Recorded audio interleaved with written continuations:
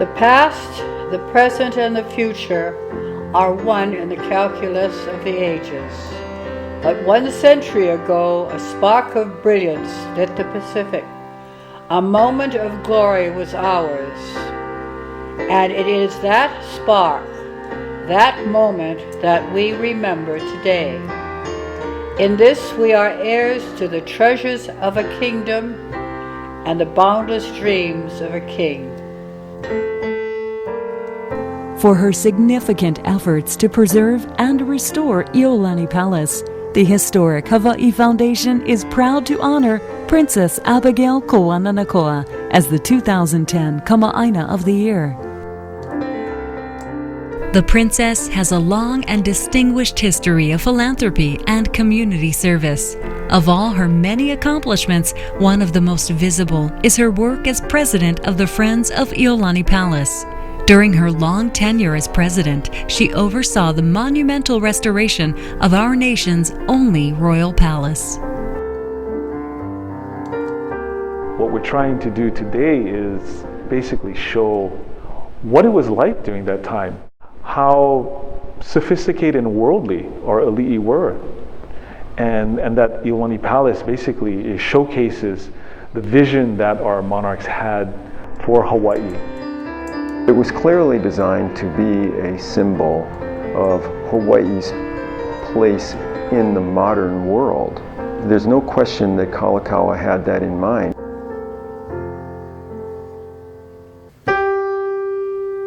Kalakaua's vision for Iolani Palace was cut short with the overthrow of Queen Liliuokalani in 1893. The provisional government moved into the palace and auctioned off many of its priceless artifacts. The grandeur and pride associated with the site faded as successive republic, territorial, and state governments adapted it for utilitarian purposes.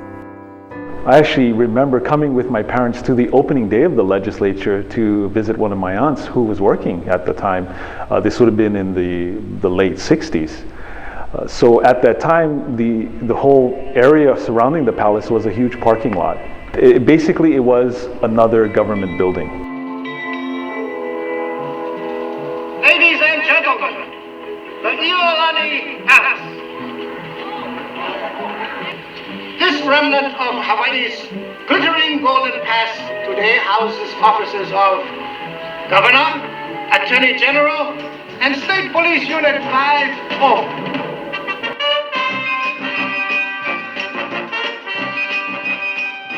In 1968, Hollywood appropriated Iolani Palace for a new television series. Meanwhile, the state government was preparing to move to a new Capitol building, and the monumental task of restoring the palace lay ahead.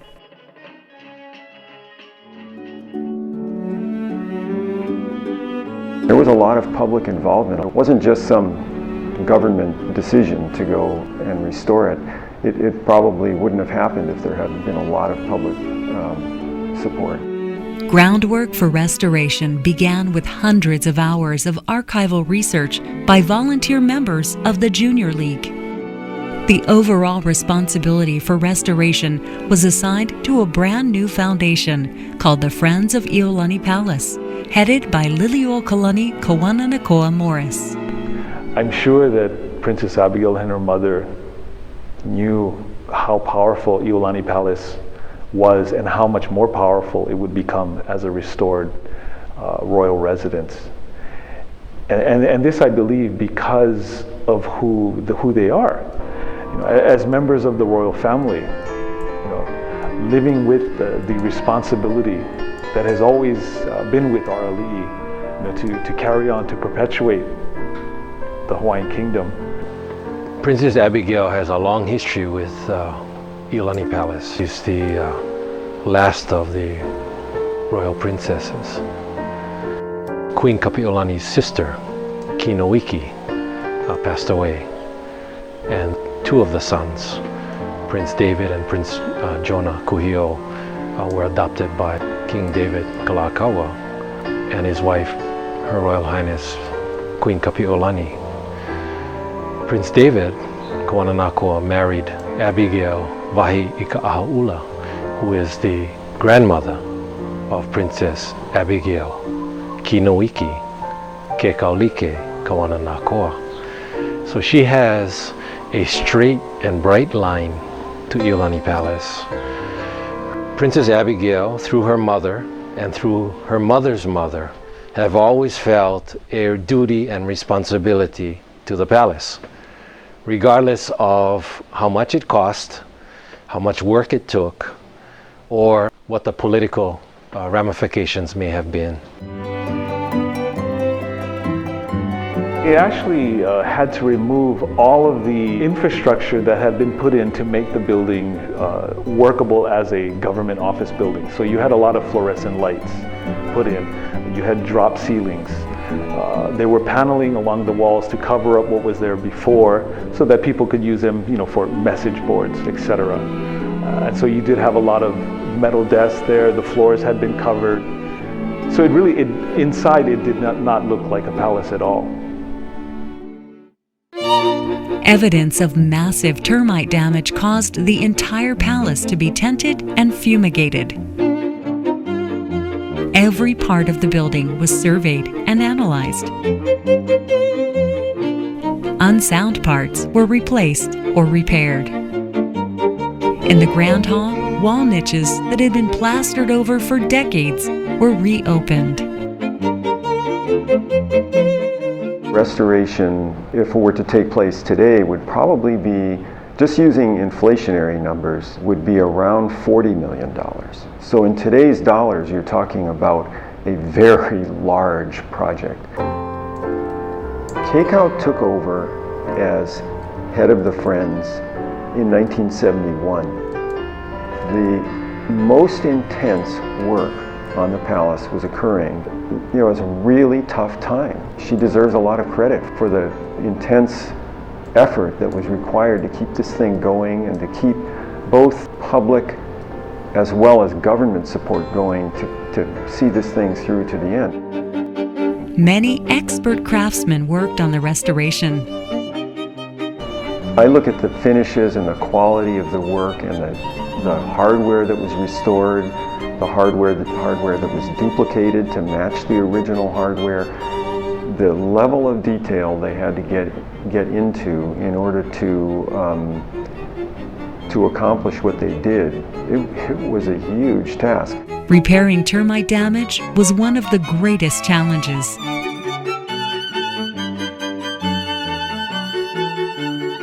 I love walking up the Koa stair. I know they don't let you do that anymore, but to see the craftsmanship involved in patching, not replacing, but patching the individual Koa steps, for example, it just gives me goosebumps to see that the quality of the work that was done. I'm just amazed.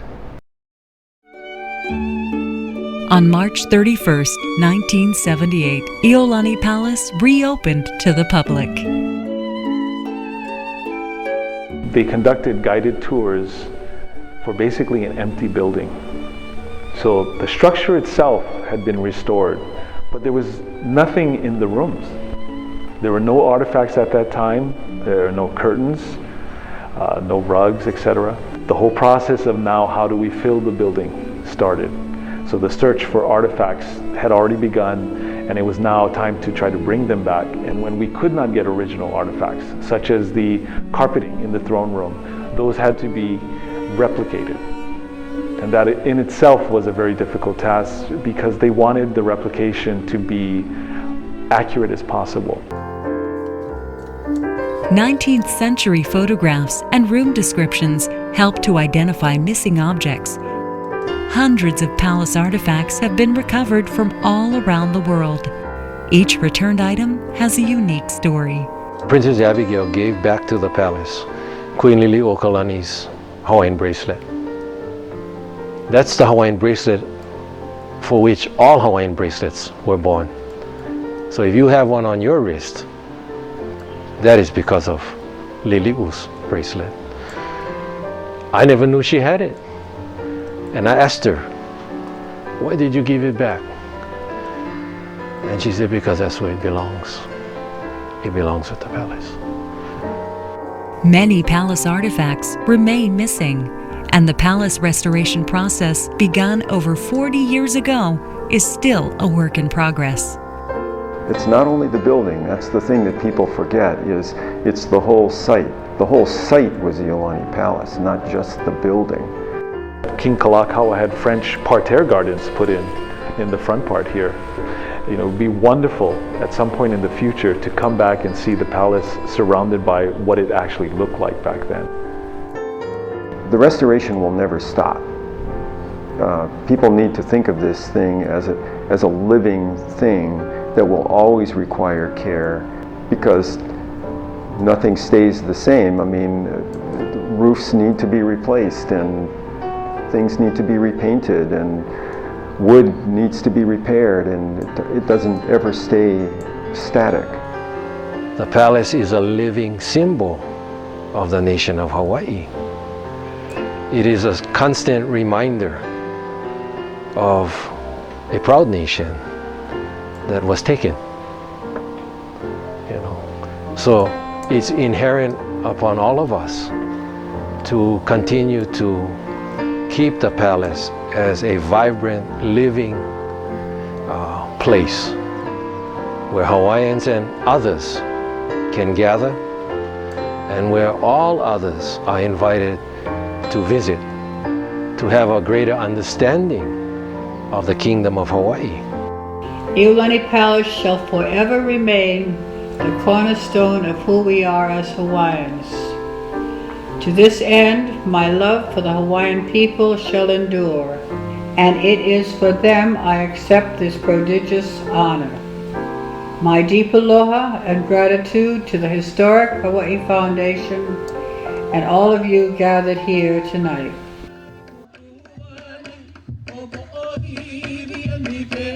It is a living treasure to us and to all who visit it.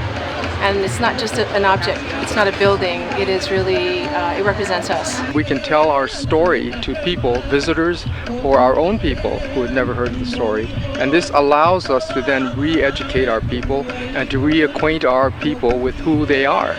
So we have a lot of pride because it represents a time when the Kalakaua dynasty was saying we can make it. It is a fiber of our culture, you know, and more people should come out and visit. If you look at it, you can see what Hawaii used to be. To be a part of that, and to be Hawaii, to be Hawaiian is just, it's just really special to be there.